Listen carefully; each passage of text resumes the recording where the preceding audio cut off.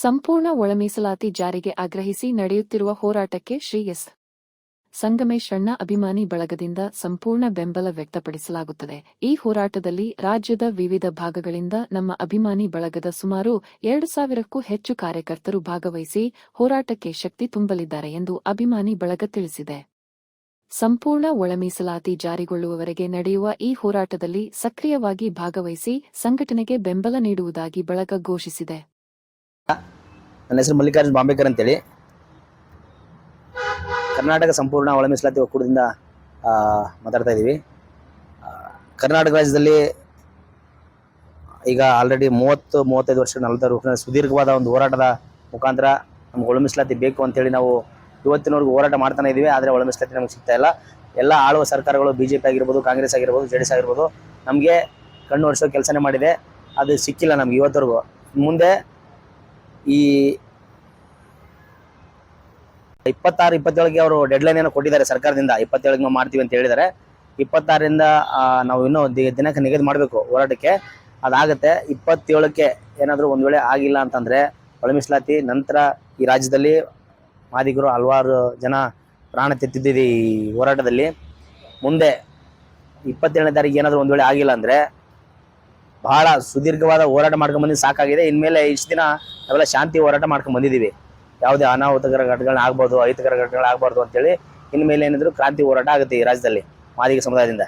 ನಾನು ಒಳ ಮೀಸಲಾತಿ ಹೋರಾಟಗಾರರಲ್ಲಿ ನಾನು ಸಹ ಪಾಲ್ಗೊಂಡು ಸುಮಾರು ವರ್ಷಗಳ ಕಾಲ ಹೋರಾಟ ಮಾಡ್ತಾ ಬಂದಿರೋದು. ಎಲ್ಲಾ ವರದಿಗಳು ಸಹ ಜನಸಂಖ್ಯೆ ಅನುಸಾರವಾಗಿ ಮಾದಿಗ ಸಮುದಾಯಕ್ಕೆ ಹೆಚ್ಚಾಗಿರೋದ್ರಿಂದ ಈಗ ಮಾಧುಸ್ವಾಮಿ ವರದಿ ಆಗಿರ್ಬೋದು, ಸದಾಶಿವ ವರದಿ ಆಗಿರ್ಬೋದು, ಈಗ ನಾಗಮೋಹನ್ ದಾಸ್ ಕಮಿಟಿಯವರು ಮಾಡಿರ್ತಕ್ಕಂಥ ವರದಿ ಆಗಿರ್ಬೋದು, ಹೆಚ್ಚಿನ ಜನಸಂಖ್ಯೆ ಇರೋದು ಮಾದಿಗ ಸಮುದಾಯಕ್ಕೆ ಇರೋದ್ರಿಂದ ಬಹಳ ತಳಮಟ್ಟದಲ್ಲಿ ಏನು ಅನುಕೂಲಗಳನ್ನ ಪಡ್ಕೊಳ್ದೇನೆ ಬಹಳ ಹೀನಾಯ ಪರಿಸ್ಥಿತಿನಲ್ಲಿ ಉತ್ತರ ಕರ್ನಾಟಕದಲ್ಲಿ ಆಗಿರ್ಬೋದು, ಬೇರೆ ಬೇರೆ ರಾಜ್ಯಗಳಲ್ಲಾಗಿರ್ಬೋದು, ಎಲ್ಲಾ ಕಡೆನೂ ಅಷ್ಟೇನೆ ಬಹಳ ಹೀನಾಯ ಪರಿಸ್ಥಿತಿನಲ್ಲಿ ಬದುಕ್ತಕ್ಕಂತ ಕೆಲಸಗಳು ನಾವು ಕಣ್ಣಲ್ಲಿ ಎಲ್ಲಾ ಕಡೆ ನೋಡ್ತಾ ಇದ್ದೀವಿ.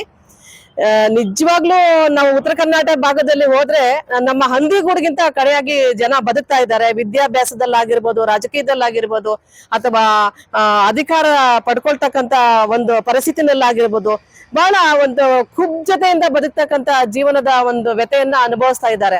ಇಷ್ಟು 35 ವರ್ಷಗಳ ಕಾಲ ಹೋರಾಟ ಮಾಡ್ತಾ ಬಂದಿದ್ರು ಸಹ ಎಷ್ಟೊಂದು ಜನಗಳು ಸಹ ಪ್ರಾಣತ್ಯಾಗ ಮಾಡಿದ್ದಾರೆ. ಆಮೇಲೆ ತನ್ನ ಜೀವನವನ್ನೇ ಸರ್ವನಾಶ ಮಾಡ್ಕೊಂಡು, ತ್ಯಾಗ ಮಾಡ್ಕೊಂಡು, ಮನೆ ಮಠ ಬಿಟ್ಟು ಬೀದಿ ಹೋರಾಟ ಮಾಡ್ಕೊಂಡು, ಕಾಲ್ನಡಿಗೆ ಜಾಥಾ ಬಂದು, ಊಟ ಏನು ಮಳೆ ಗಾಳಿ ಅಂದೇನೆ ಫ್ರೀಡಂ ಪಾರ್ಕ್ನೆ ತಮ್ಮ ಮನೆ ಆಗಿಟ್ಕೊಂಡು ಬದುಕೊಂಡು ಬಂದಿದ್ದಾರೆ.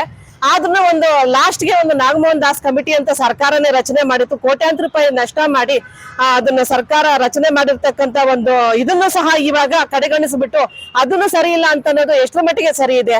ಯಾಕೆ ಇದು ಮುಂಚೆನೆ ಬುದ್ಧಿ ಇರ್ಲಿಲ್ವಾ ಇವ್ರಿಗೆ? ಹೆಸರು ಸುಲೋಚನಾ ಅಂತ. ನಾನು ಸಂಪೂರ್ಣ ಒಳ ಮೀಸಲಾತಿ ಒಕ್ಕೂಟದ ಪ್ರಧಾನ ಕಾರ್ಯದರ್ಶಿ.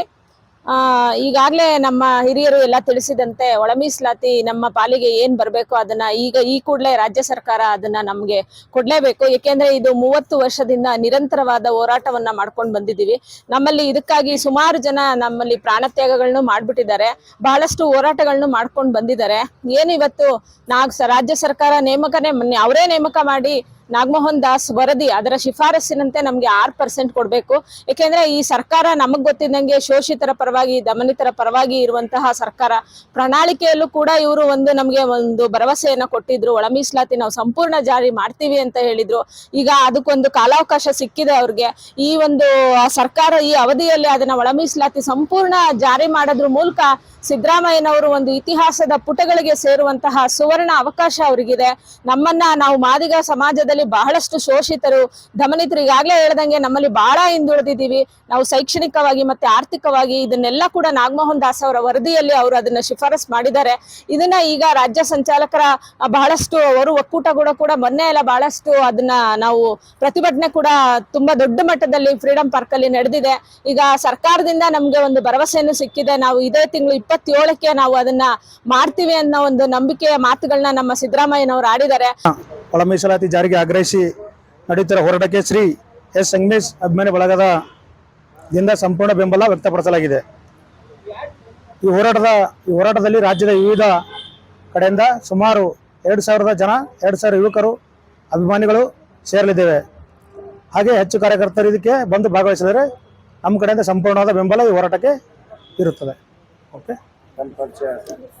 ಶ್ರೀ ಎಸ್ ಸಂಗಮೇಶ್ ಬಳಗದ ಅಭಿಮಾನಿ ಬಳಗದ ಅಧ್ಯಕ್ಷ ಸುನಿಲ್ ಕಲ್ಬಂಡಿ ಅಂತ ಹೇಳಿ.